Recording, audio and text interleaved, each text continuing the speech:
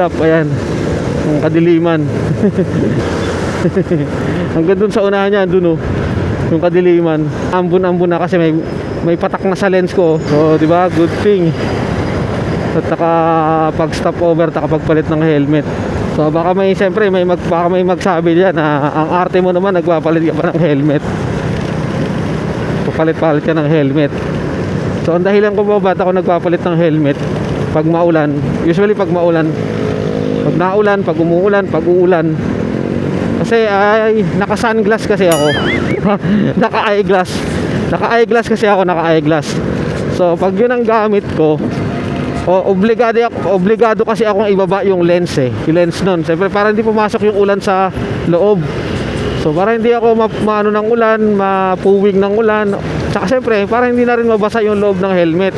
Kasi siyempre kailangan mo linisan yun, katakot-takot na linis yun para hindi mangamoy mandirigma, di ba? So yun ang iniiwasan ko. Nararamdaman mo eh.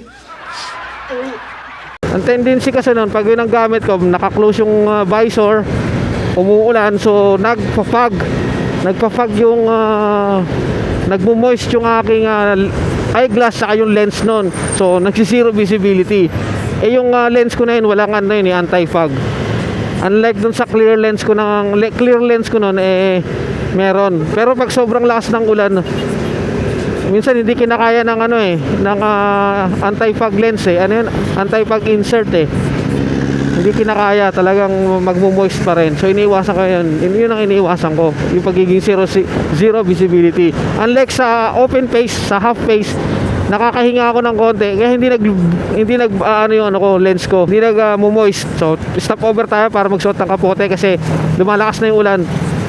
So dito tayo sa side, hinahanap tayo ng hindi crowded para safe tayo. Dito. Okay. Tayo dito.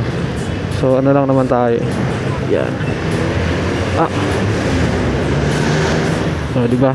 Good thing at nakapagpalit tayo ng helmet, di ba? Kapote na lang susuotin ko.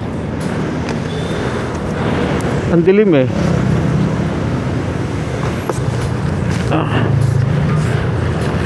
So wala tayo kundi talaga magbaon ng kapote na araw-araw kasi tag-ulan na. So kapote papasok, kapote pa rin pauwi. Baliw din tong ulan no. Sana umulan na lang siya nung kaninang tanghali, yung mga nasa office, yung mga karamihan, di ba? Umulan kung kailan pauwi na Ang arte no.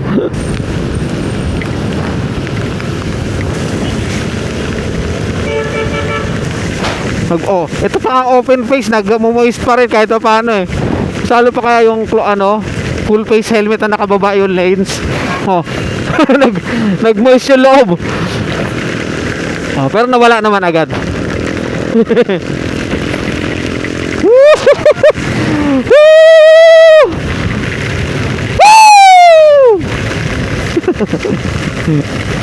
Gusto kong ulan. Puteng na. Kung may lalakas ka, malakasan mo pa. Para sulit na sulit yung kapote. Yan ang sinasabi ko lagi. Yan ang gusto ko. Hindi yung pabebeng ulan, hindi yung scam na ulan. So enjoyin lang natin yung panahon. Kasi siyempre bare months na tag-ulan naman yan So enjoyin lang natin. Woohoo! Lakas. Dito, ingat dito sa bandang latex na ng Commonwealth. Wiggle pa rin yung daan dito.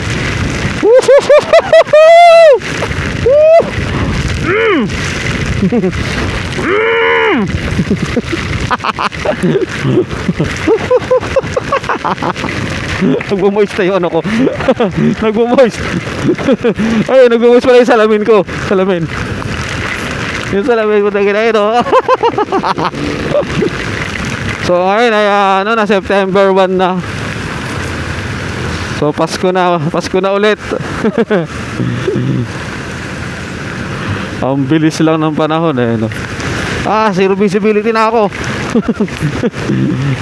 Sa side na lang, dito na lang makakakita.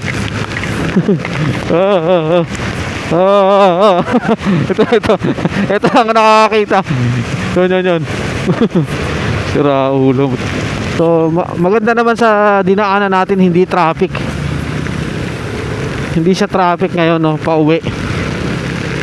O siguro dahil maaga pa. Hindi, ano na eh, 5:17 na ng hapon ngayong September 1, 2023. Okay, ito yung problema ko talaga pag maulan ako. Ito yung kalaban ko. Yung moist ng ano ko, salamin ko. Nagpunas naman ako ng anti-fog dito, di ba, kanina. Lakas. Sarap. Yun oh, takin lakas nito. Makakapanakit yung patak eh. Lalaki. Piit natin tong camera. Ito lang natin yung ano.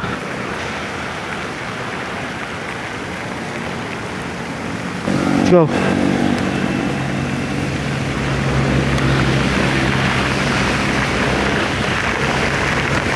Lakas. Ay puta. Uy.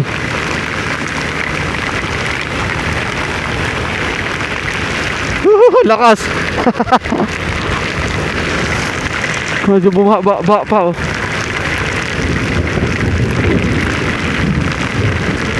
Hindi, wala na walang ano.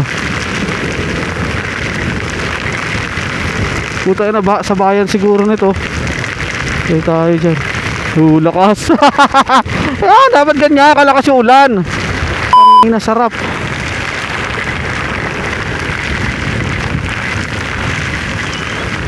Sarap. Sarap ng ulan. Lakas. Boom. Boom. Boom. Let's go.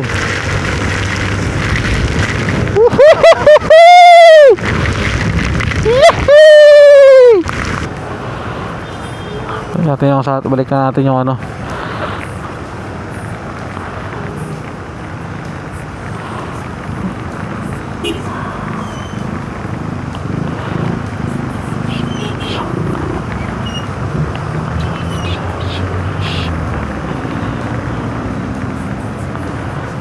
Dapat mga ganyang kaulan. Diba, hindi nakakapanghinayang yung kapote.